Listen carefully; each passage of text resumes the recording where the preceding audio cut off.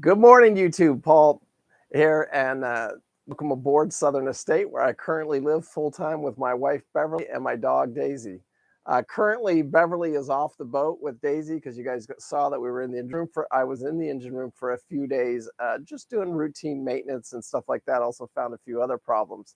So she'll be back today. Also, we've been getting the boat ready now because we're getting ready to depart this marina, and I believe that's next week. So now we're really start paying attention to our weather window as we get ready to depart this marina, heading to Homeport Marina, where that's where we officially complete the loop. That's not where we're going to stop. My goal is to head down to the Keys, but I never know what's going to happen in my life. I love it. Anyway, solar panels showed up yesterday. I wanted to just show you this controller. I've got a video coming out tonight at 5 o'clock on this channel talking about how I'm going to mount the panels. Here's the panel right here. It's a flex panel. And tonight at 5, there is a video coming out. So make sure you guys check it out if you're interested in the solar part of what we're doing on the boat. Because it's very interesting, some of the things that I've seen other people just in this marina. It's actually pretty cool. Anyway, today's video or live feed is about go fast or go slow trawlers, specifically the 40-year-old trawlers, but also just in general, because I want to talk about an experience that I had. But before we get started here, everybody's been asking about the Chief lately. How's the Chief doing? That's my twin brother, Pete. He's doing actually really, really well. He's in Phoenix right now with my son. He's got a job with Sun Solar, and he'll be selling solar panels there in the Phoenix area. He's getting his territory, I believe, this week, and he's already done training. He's already been in the house, so everything's going together there. He's also been down to he sent us a picture the other day. He's been down to the Corvette dealership or the Chevy dealership, looking at his brand new Corvette, getting planned to buy that because it's something he's always wanted. And so he's going to buy one of those here in the next probably 90 days, if I had to take a guess. So anyway, the Chief is doing really good. We will see him back. Right now, he has plans of coming back on the boat. How long he'll be with us? Probably a week or two.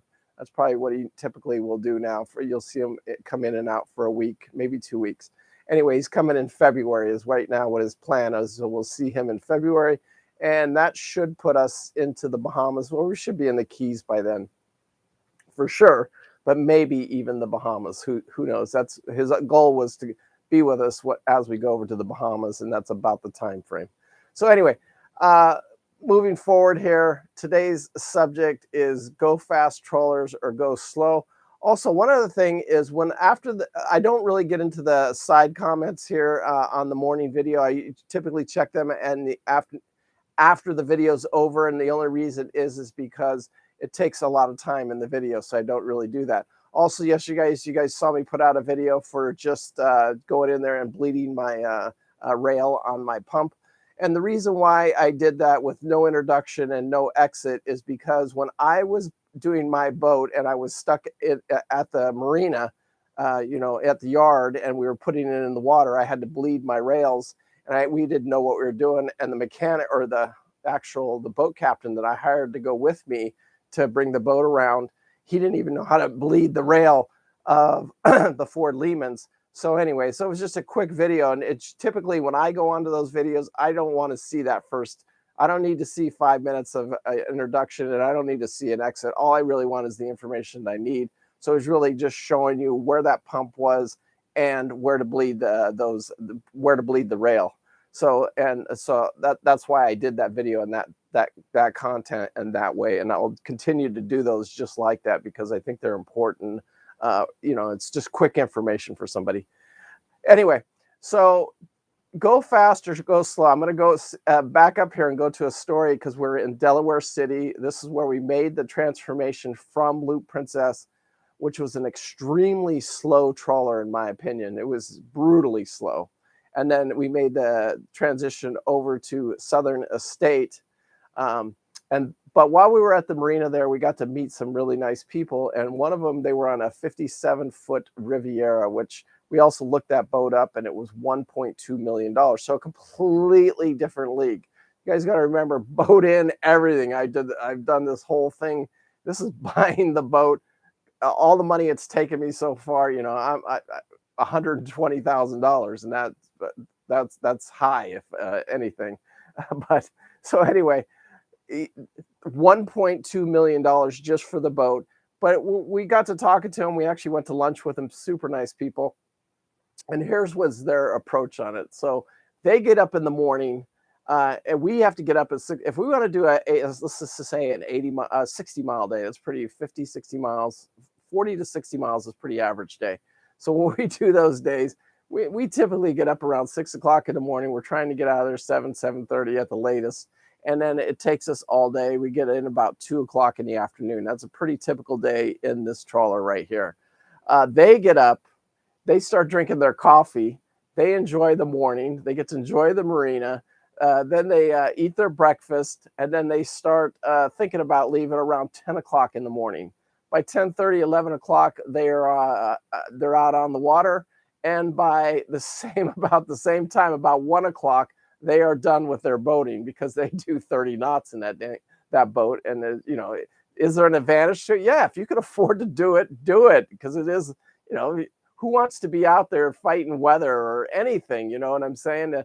But I think you miss a lot of the loop, and I explained that especially in these last couple of videos, these premiere videos and stuff like that, because it's just a beautiful ride at these slower speeds.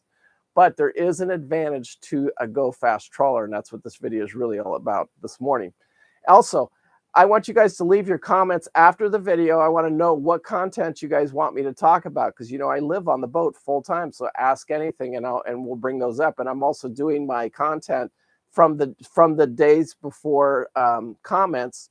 I will that's the video I'll do the next day, and from now on I just do that in 24 hours before the video. That's when I'm going to post it. So anyway, this boat right here has 2 Ford Lehman 120 naturally aspirated engines. But now some of these boats, but not, and I'm not saying the Marine Trader, it's like the President. That's a perfect example.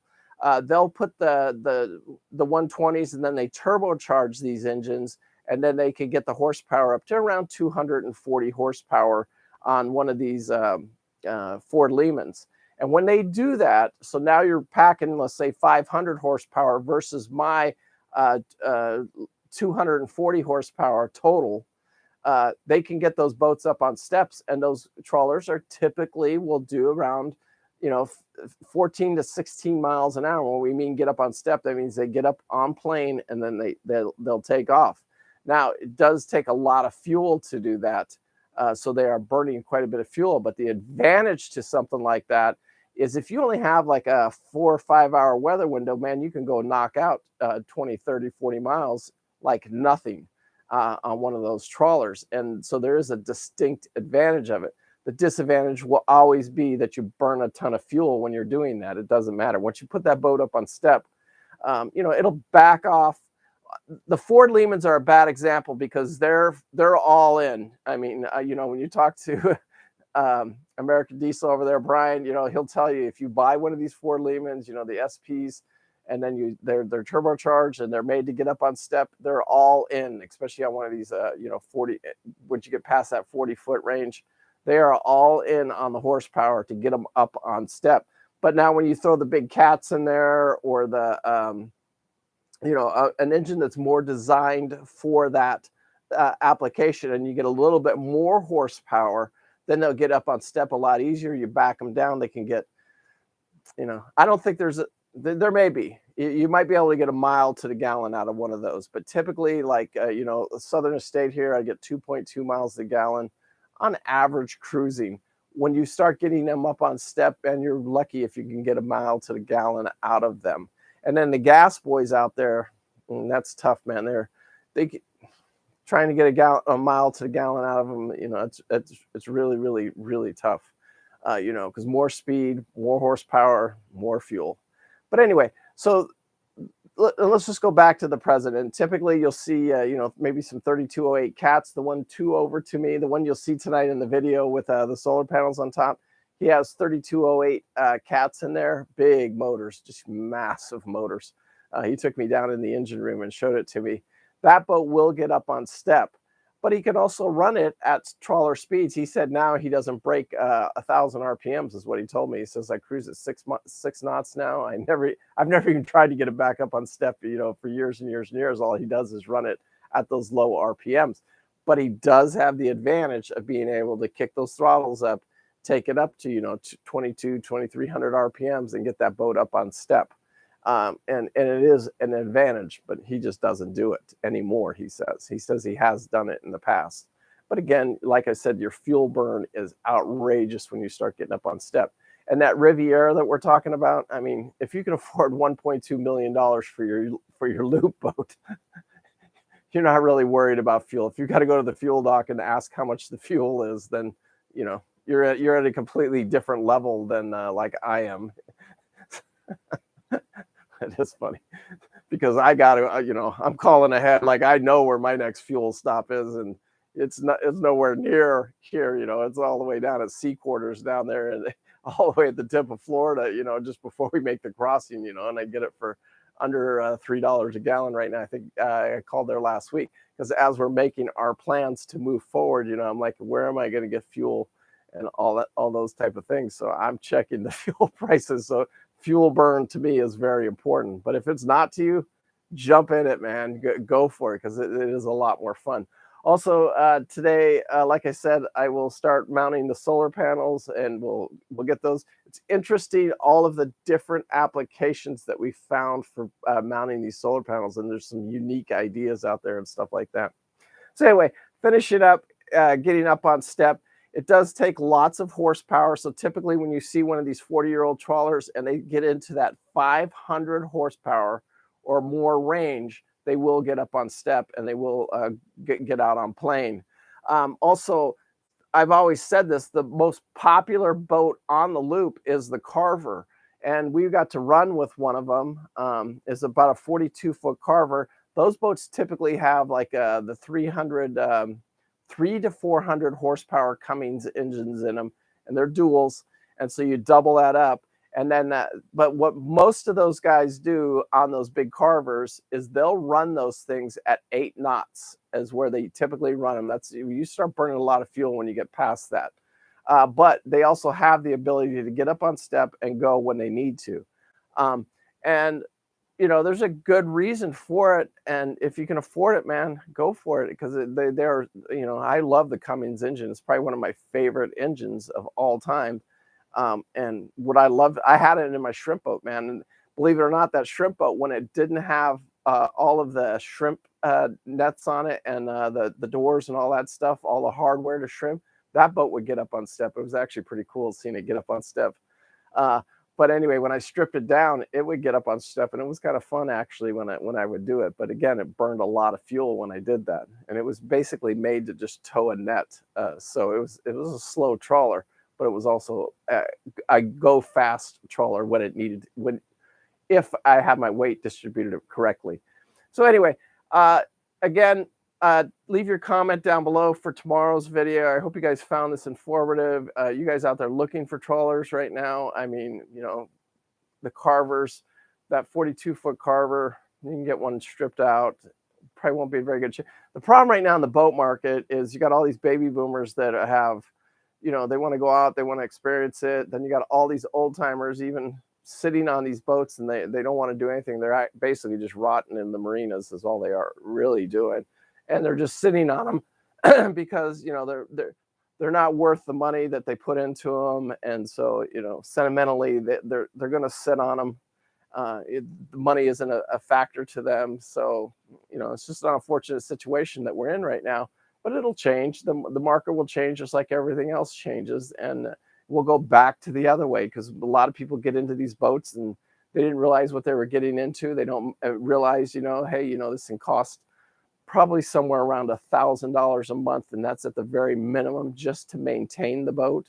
That's your slip fees, your bottom cleaning, insurance, and everything. And then they just lose the taste. They only go out there, the life becomes more interesting, and they figure out, what, we really didn't use it like we thought we were. So we'll see that flop and that change come. It may take another 6 months, another year, maybe 18 months. But we'll see that change come, and we'll see more boats come on the market, and we'll see the prices start to fall a little bit. But Anyway, and it will come. There's no question whether it'll come or not. It's just like anything else. Anyway, Paul Bates, peace out. Make sure you guys live life with no regret. Have a good day at work today, and we will see you tomorrow. I'm not sure exactly what my subject is. I think I want to talk about navigation is what I really want to get into tomorrow, because right now I get on my iPad every night or my tablet, and I'm pointing out all of my navigation for the next leg of our journey, which will be about 3 or 4 days down the river system over to Homeport. Anyway, again, peace out. Thank you guys for watching. Have a great day. Bye.